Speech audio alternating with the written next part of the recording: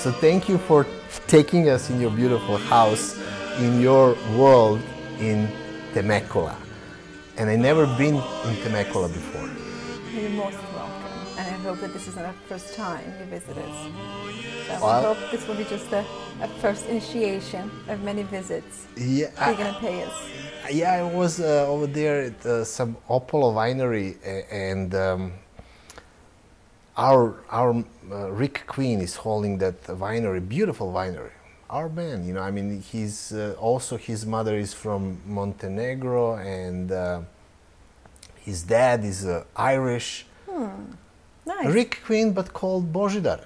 His name is Božidar. Beautiful winery. And when you come to those wineries, especially in California, I mean, do you have a problem describing heaven? It's wonderful. It's one of the special privileges that you have in Temecula. You could pretend that you live in a Tuscany. It's a miniature Tuscany, yeah. especially if you take the rides deeper into wine country. It's small enough, yet it has enough character. And there are about 30, 35 wineries right now. There's some plans about adding maybe another 60. It's definitely have become a playground to, you know, Southern California. It's a big deal. Right now I have people coming from Indonesia just to be in Temecula. I'm hosting a lot of guests from all around the world. People have heard about Temecula. They know about its wine country. The atmosphere is right. Unlike Napa Valley, Temecula has focused more on hospitality in addition to wineries. So it's really suiting, I mean, broad interests. So I'm kind of different type of tourist. Definitely, I cannot fit in any type of tourist arrangement. It's always some kind of business. But when somebody from somewhere comes, you know, and you know, and you are very, you know, hospitality, I can understand also where we come from and how do we treat, you know, guests and something like that. But what do you see in them, you know, and how they adjust versus, you know, oh, it's beautiful, great. But what do you see inner them? Well, it's very interesting, and I find it amazing. Hospitality is so deeply rooted in our people. Receiving strangers, and serving them in ways that you serve only your most loved ones. I think it's a gift that our nation has, and it's warmth, openness, trueness in welcoming somebody. It's been such an asset in my business. And yet, it's, to me, comes most naturally. I never think twice about it. You come to my home, you're put on a pedestal, which means I'm here to serve you. And so it's not, again, it's not necessarily who I am. It's more that's been instilled in me through my family, and it is something that comes from our culture. Sure. And the way this is received from outsiders, the way this come across in a modern world, it's most loving, appreciating. It's amazing what a warm word and open arms and just a true eye can do to a person who has traveled half a world around, has, you know, have done the booking process, and it's all done very professionally. We're going to we're just going somewhere, and we're going to enjoy the nice area. And then they arrive, and when they arrive, you arrive, and I give you a hug, and I said, you know, welcome to my home. I'm here to take care of you. And it's amazing to see the transformation that takes place instantly in the demeanor of these people. So I think as a nation, majority of us Serbs, we know how to host. We know how to have guests. It's extra rewarding, you know, in business that you do, and there is a pleasure, you know, how can you go wrong? Yes, and it's my personal testimony. You know, people come and they like to know who I am and where I come from, and I'm very proud to say I'm a Serb, and this is how we do. This is how we take care of people, and I kind of like to make the testament and just have these people leave. We met a Serbian woman, and she took such a good care of us. So it has, you know, it's good for business. It's good for many aspects. That's what I always like to say. There is no way any kind of ambassador of our people and our nation can do as each individual person. Exactly, Zorana. And that is so important that every one of us realize that every step that you make and every action in which we engage outside the world, it's that we have a duty to our nation to kind of do it good, because we are good people, exceptional nation. And so in the way we behave towards others, I mean, we can open up the doors. I mean, doors like no ambassador ever could.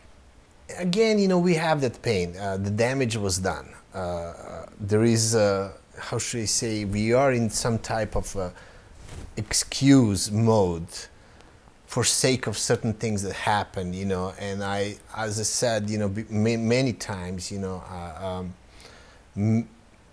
people do awful thing, but again, one person can do sensational thing. And if that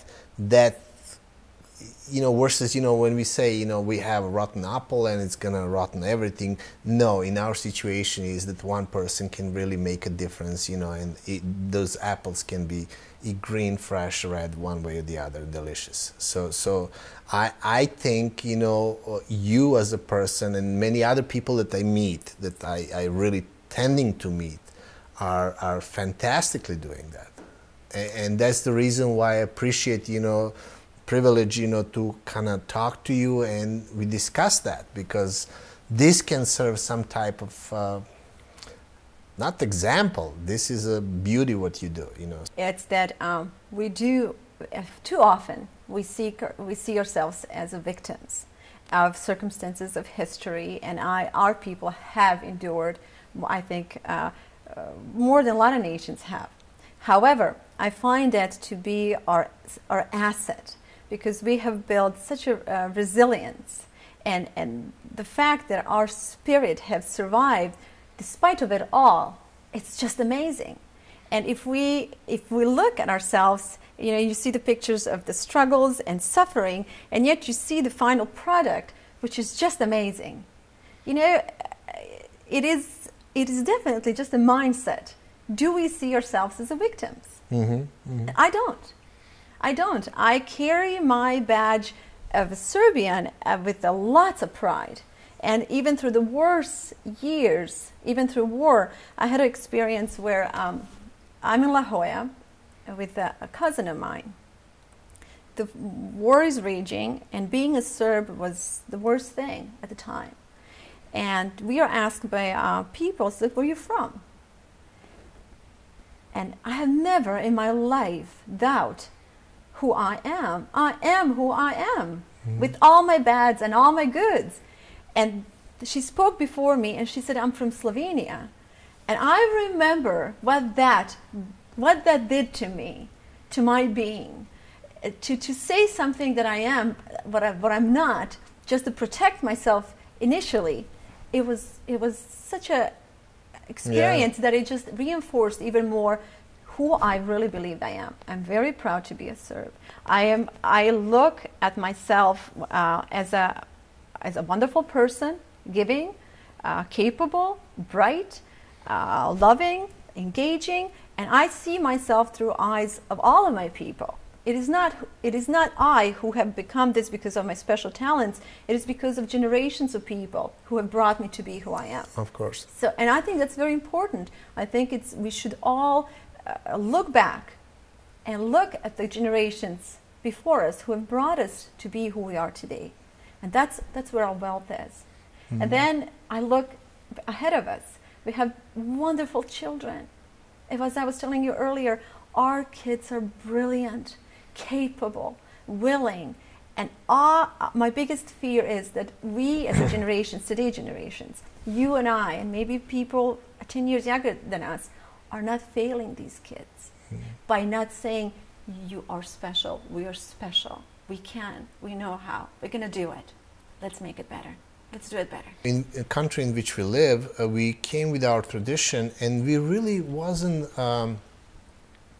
pressing our kids to do certain type of engagement with who we are, where we are, and all those things. And we were very surprised, you know, that they are the one, you know, who are asking. Yes. and they are the one, you know, who wanted to be identify really who we are. And many people that would see this conversation would say, why you guys speaking English, why you do this, why you do that, and there is a lot of criticism. I really don't know how to address the proper way of addressing those issues, except, like you said, that's what you feel in yourself, and that's what my kids feel in themselves.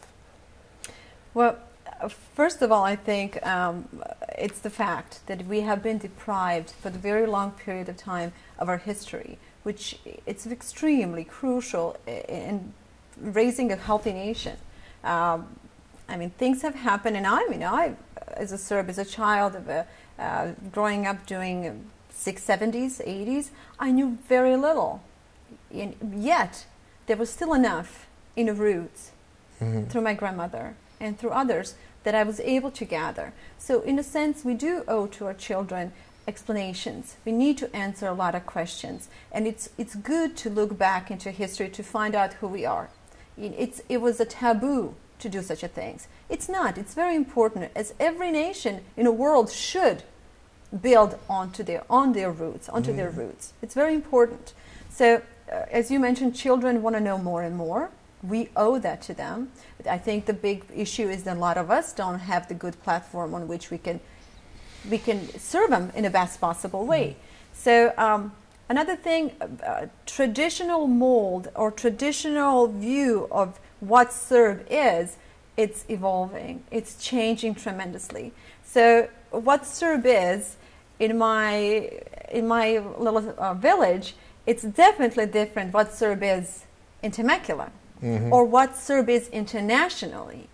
But the beauty is that on every level, there is still a connection that brings us all together, which is our past, our history, our cultures, our ways, the way we live, we perceive life, we perceive others. So I think it's great disadvantage to all of us if we were to separate ourselves to say, well, they're speaking English. Why are they speaking English? Or why are my children speaking English? It's perfectly fine.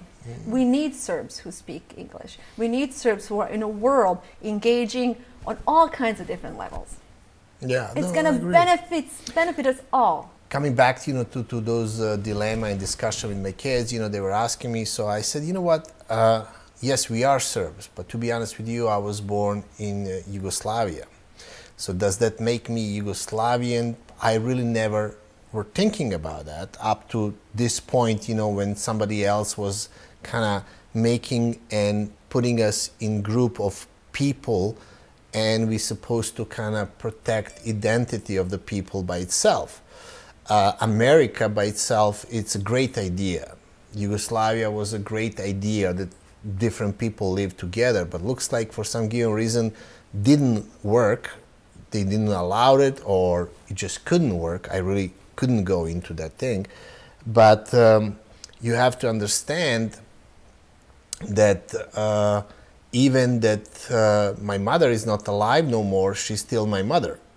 And I was born in that country. Right now they're saying that there is no country. So if tomorrow they tell you that you are not Serb, that you are American, it's really what you feel like being. Absolutely, yes. What you find in yourself, who you are. Absolutely. And be whoever you want to be. Right. As long as you have, to me, not having the roots, not knowing, where you're coming from, it's a little bit kind of, again, assimilation, in the worst case scenario.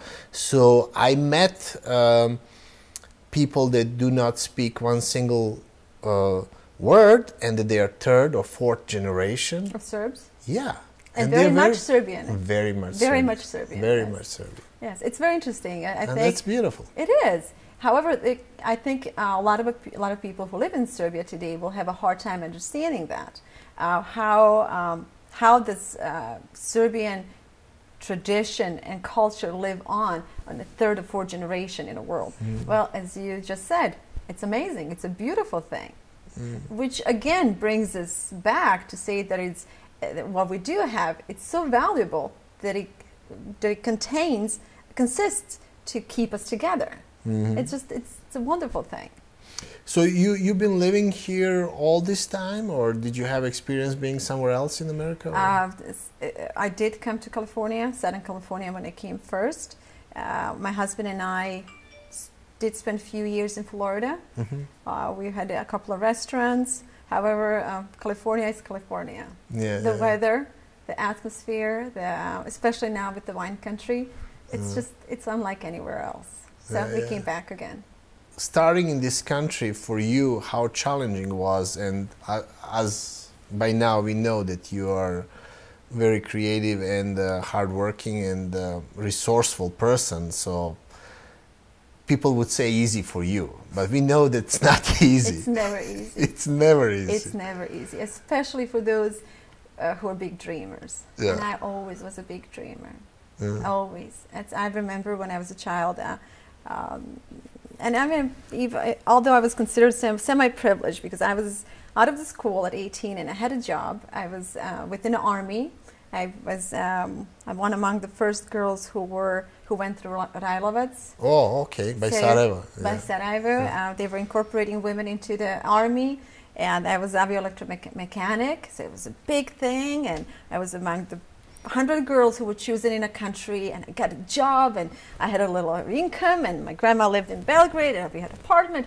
I was doing well, yet that was not enough for dreams. Yes. It was not enough, and that was a sad part. That was fulfilled dream, but then the dream, then, yeah. At 19, you're done, and then I would go back and forth.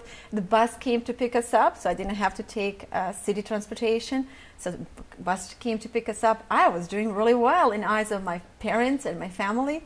However, riding back that bus for 8 months, back and forth, and looking at the faces of people around me who were just about to retire, seeing the sadness and unfulfillment in their lives, I just knew that I didn't have enough space for my dreams. So when you do something like that and you go against your family's will, where family says, what in the world are you doing? You know, we are not going to make this. There's out of the question. I'm 19 years old. I want to go to America. I have no money. I have no language skills. I have no education here whatsoever. You know, it's halfway across the world. You know, and you didn't know nothing about America, nothing. Did you? You know, whatever we knew. Yeah. It's so superficial. Yes, I knew that it stood for a place where you can go and do whatever you want to do. And my determination was always so strong. Even as a child, I always knew what I want to do. And things in my head their voices in my head were always stronger than what my mother or my father or my family was saying. And I knew that I had to follow it. There was no other options. So to bite a bullet like that, it was pretty much, you get disowned in so many ways. It's like, you want to do this? Okay, you're on your own now. You had brothers, siblings? Or? I have a brother, I have a sister, and you know, I came here. And you're a black sheep. Yes. There you go. In many ways, I was a second daughter, which in our culture was like, oh goodness, no. But the one that never listened. My mother said, you never listen. However, I'm glad I came, and when I came, I remember my sister gave me $2. Somehow she had a family, in-laws in America, and somehow she had a possession of $2, individual bills, and she gave me those $2. And then family gathered some money, and they all sent me off with maybe about $1,000 altogether. It was in francs, Swiss francs, and marks. And when I came here, I sent all the money back, but those $2. Nice. And so you can only imagine how hard it was. Yeah. You know, there are moments when you lay in a bed and you just think you won't wake up alive tomorrow. Yeah. But there was no... You're alone. For the first time, you're alone. Beyond alone. Beyond alone. You're left to brew and to think about those dreams and how real they really were and how much you really have faith in yourself. The moments, I mean, it's been a period of about 8 months where you're left in such an isolation and deprived of love, of communication, of encouragement, of hope, of everything. It was almost a purification time where you really are left with your own soul and say, did I make a right decision? And then Why do you think it happened? I mean, exactly same experience with me. You know, I mean, I fulfill impossible. I came here, you know, and they say, why did I came here? You know, it was just idea. It was something in you. Do you think that we are the type of people that has that kind of push, that has that drive, that it has an advantage? I mean, to me, it's kind of strange because, you know, I was in Mostar in Vazduhoplovnom gimnaziju Marshal Tito. And my second option was Railovac, but I wanted to be a pilot, so I really never. So to me, it's kind of similar story right now. Suddenly, we go to those places and we get the idea, you know, let's go somewhere else. It's some dreams are stronger than others. I think we all have ability to dream, and some of us believe in them, and some are stronger than others. It is, I think, it's a power on its own that it can be contained in some people, and I know that it was the case with me. I think if I didn't follow, I think I would have died. I would have died spiritually, emotionally. I would have died as a person. I would not. Why? Is that like conflict with your ego? You know, I would consider my failure, you know, I mean, I try and I didn't, I gave up, or it was, again, something strong that I can do this, it's just the obstruction right now of nostalgia or whatever. Well, I don't know. It's me personally, I'm not afraid of failure. I'm never failing does not. It's the best lesson you can get. No, I'm not. I mean, and I have failed many times. It's failure. As long as I have followed my true self, as long as I honor what's within me, I'm not afraid of failing. So I don't know what it is. I don't know where it comes from. My job, and I've been very blessed that I was able to honor that part of me. And it gives me such a satisfaction in life. It gives me joy. It has brought me a lot of struggles, a lot of suffering, a lot of challenges that a lot of people will look at my life and say, goodness, I would never wish for such a life. Yet I would not change a thing, because I think that's what the life is. In finding your true self, trusting it, following it unconditionally, and forgiving yourself should you fail. Yeah. Because that is the great base for something greater and bigger. How did that struggle, you know, start fading down? When did really kind of settle? How long it took you, you know, to say, okay, I'm a cat, I'm on my ground? I have never been a cat on my ground. There's always the biggest challenge. As soon as you get to the one obstacle, there are other things I want to do. Yeah. And I have embraced many different things in this country, as most of our people have. That's another gift that we have. Yeah. You know, just as being hospitality. Another thing is we're versatile. We can do different things. And I was ready to work. And I knew that only by working hard I will be able to buy myself my dream. And my dream was not acquiring money and things. It was doing what I want to do with my life. Sure. And to get there, the only vehicle was hard work. So I did all kinds of different things. And so you start, I'm 24, I opened up a first restaurant. I had no experience whatsoever. All my employees are older than I. It's a crummy little place. I'm serving homeless and prostitutes and transvestites, and I'm not making money. I'm working from 4 o'clock till 10 o'clock at night. It's a routine. It's a lot of those things that a lot of our people go through. But yet, you endure and you learn and you look back, and I was not successful at it, but I did it. I did it. I didn't lose the business. I made it work. I fed thousands of people, and it was a great experience. And from there, the next thing was construction. I'm not a contractor, yet I was very good at it. Yeah. You know, again, you apply yourself. We're capable people. That's something that I carry with myself. I know I'll do it. You throw anything at me, I will do it.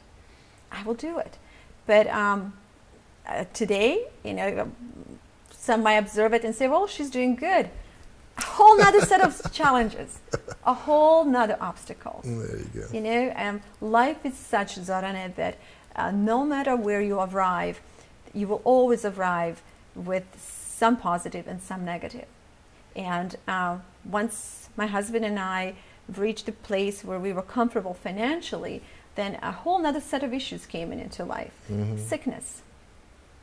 Out of all the things, you know, and then you look at your accomplishments and you look at the sickness and how powerless you are in that position. You've run a life where you feel, I have control over this, and I'll manage it, I'll take care of it, and then you get something like this. What do you do with it? I managed it, I ran it, I fought for it, I did my best, and then things happen. So what's next? And then, you know, you go from here, you go here, you go here, you go here, which is what life is. What life is. You have two beautiful kids that they greeted me, you know, when I came. And I like to poke jokes with them, you know, so how is their daily life living in these vineyards? Are they little farmers? Are they little? Yes, indeed they are. I kind of like keeping kids close to roots again. I like kids to grow up as close as possible to my childhood, surrounded with chickens and garden and dirt, and just being outside, playing and working in a vineyard with me, or trimming the trees. I think every child would embrace that if parents will have time to bring them in. So I try to devote enough time where we are out there doing things, because keeping kids close to nature benefits them on so many levels. It's a good time, it's interaction, you can teach kids so many skills. It's responsibility, it's the satisfaction of completing the job, of working together, of sharing stories, of being part of something, seeing things grow, seeing the results of your hard work. I was a full-time farmer with my family. I mean, I was in the fields, you know, working in the cornfields for weeks, you know, picking, just name it, anything. I mean, just a peasant child. People ask me, who are you? I said, I'm a peasant child. And the peasant is still in me very much. So I can't grow long nails like a lot of girls do, because I like my hands in dirt. I'm not always clean and with makeup. I like my life with some dirt on me. It brings me joy. It kind of keeps me grounded. So I like to pass it on to my kids. I would like very much to bring some of that old way of life into American culture back again, because Americans are very much farmers as we are. And this is where the country started.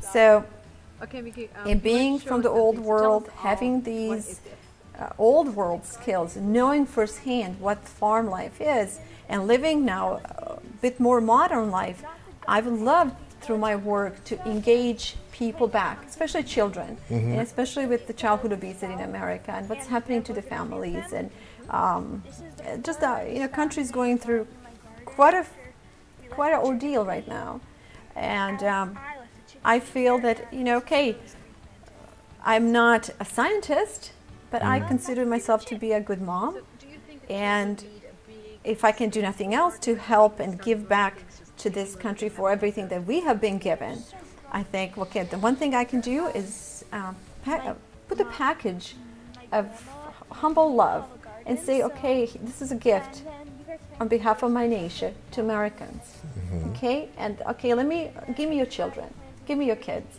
because there's no mothers in a world like Serbian mothers.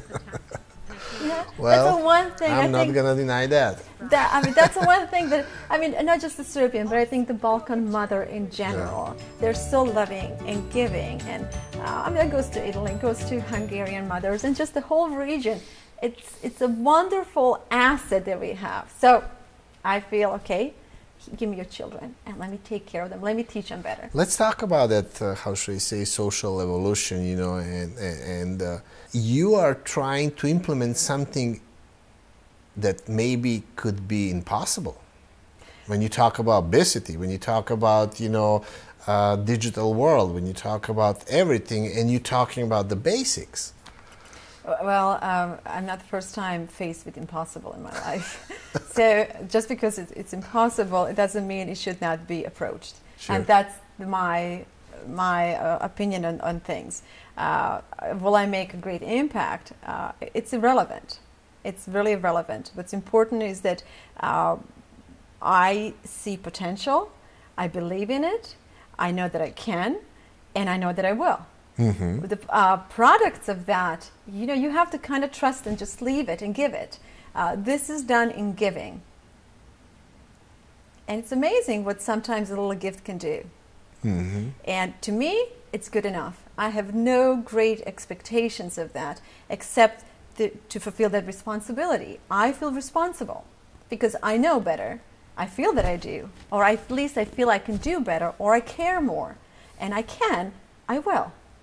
And Sure. I think that makes all the sense in the world to me. I do believe, however, that more and more people in America are looking the other way now, looking back and saying, well, wait a minute, we have gone too far ahead of ourselves. The consequences are evident everywhere. The children, I mean, I see this is, that's another thing that I think why I chose to do this. It's because nothing in life strikes me as close as the children suffering. You know, I can take on anything in life, I think, but seeing child suffer for whatever reason, it strikes me to the core of my being. And in the rest of the world, you have children dying because there's no food.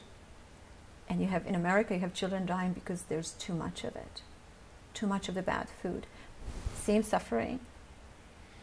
It's the same misery in some ways. You have American children who are suffering from depression, isolation. I know what the extra weight brings to young life. I know all the disadvantages that go with that. I was a chubby kid when I was young. I was never fat, but I was chubby. And even chubby was not good. So, and it comes, it's too personal to me. And I'm thinking this is all over a little education, just showing kids. We are failing children. Kids can do so much better. We are failing them. Our society is failing them. And so to me, you know, I value the influence of grandmothers, of a loving hand, of a loving guidance. And I think America is missing that today. Common, easy, open, welcoming, knowledgeable, patience. And I think I would like to communicate that through my program. And it's just welcome children. Come on, honey. You know, we're going to cook. What's the program? Let's go into That's the program a little bit. Yeah, a little bit. It's the program. It was born out of that responsibility and desire to care for kids. Not just mine. I care for all the children in my neighborhood. My home is a community home. My kitchen is open to all my friends. Kids come and I take care of them like my grandmother took care, or so many grandmothers did. So I have sleepovers constantly. I have a different child in my bed almost every night. I sleep very little, by the way. There you Somebody's pushing me or kicking me because my bedroom is full of children. My kitchen is full of children, and I just want to kind of extend that onto the public and show that it's possible. It's possible because people have withdrawn so much; they have become isolated and they don't trust each other.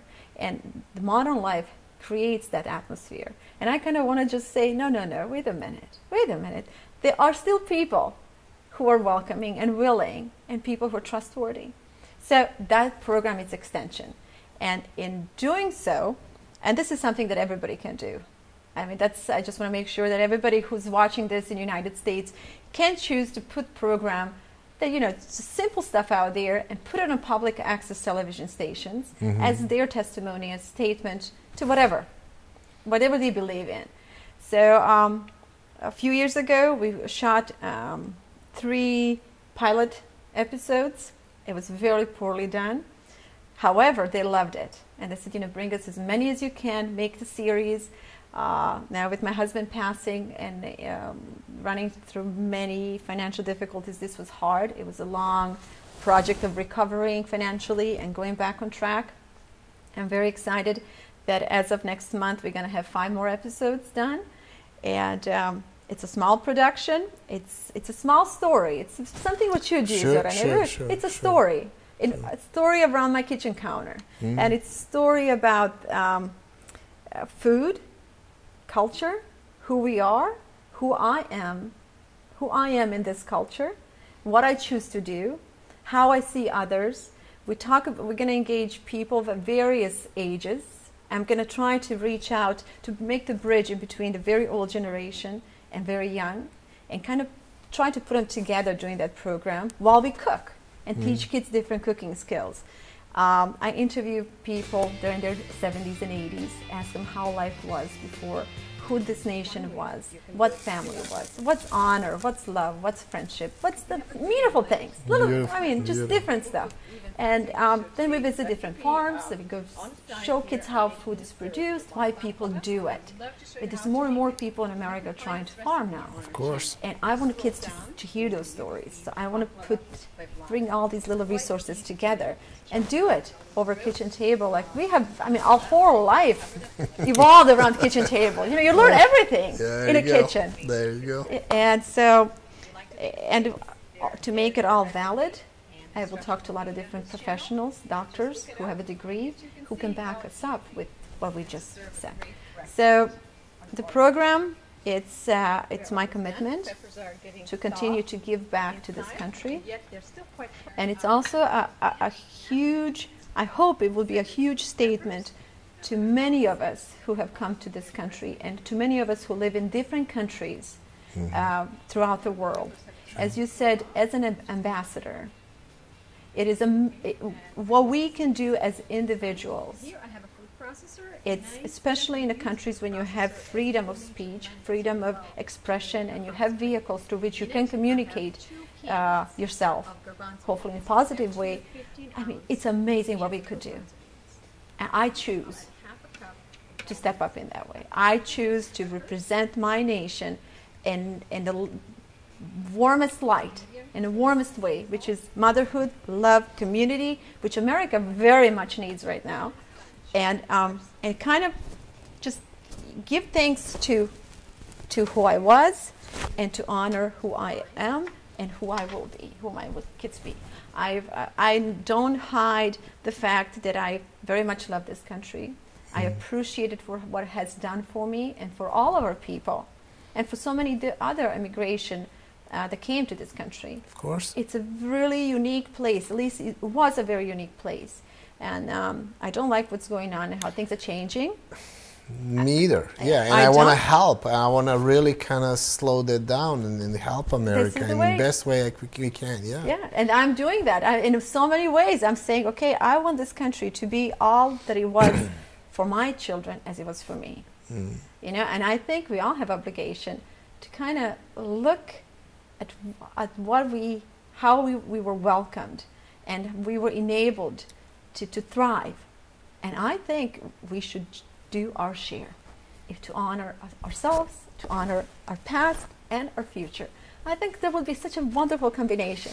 Great Vlada, fusion. You're doing it. I'm sure that we're gonna dig out a few more of us that also gonna make that movement and chain reaction and show our really our voice and appreciation and love to what we're doing. So it's much necessary. You're doing a wonderful job. You're opening door to people who would like to do such a things like this. And I think having again the vehicle, which will be your new TV station, it's very exciting, because I think there are a lot of people in our communities throughout the world. They would like to do more and better and are capable and willing.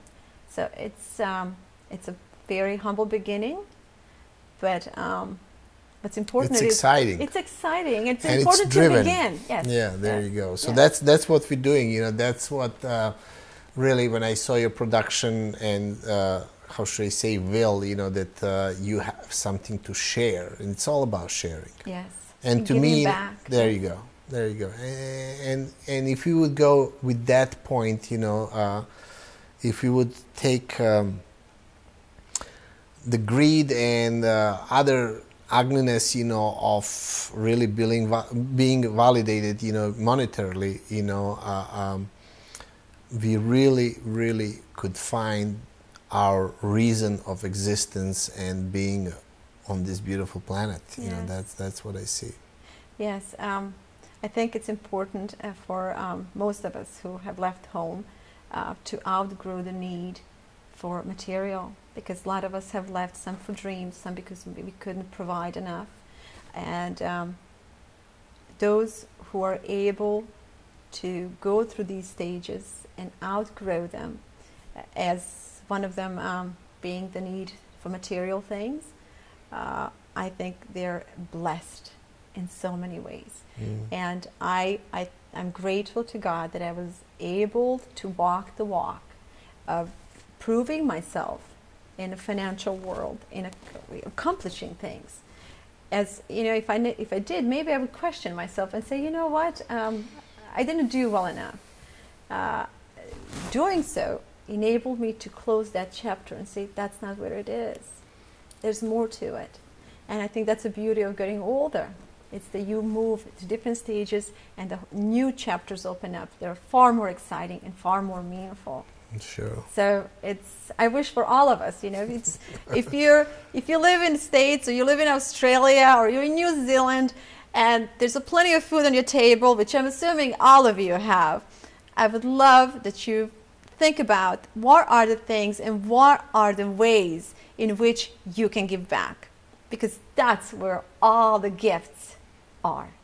In giving are all my gifts, truly. Well, thank you, Vlada. Thank you for what you're doing. Okay, thank you, Sarana. It's what you're doing. It's very important. You're here today sharing my story, and so your work is equally as important as mine.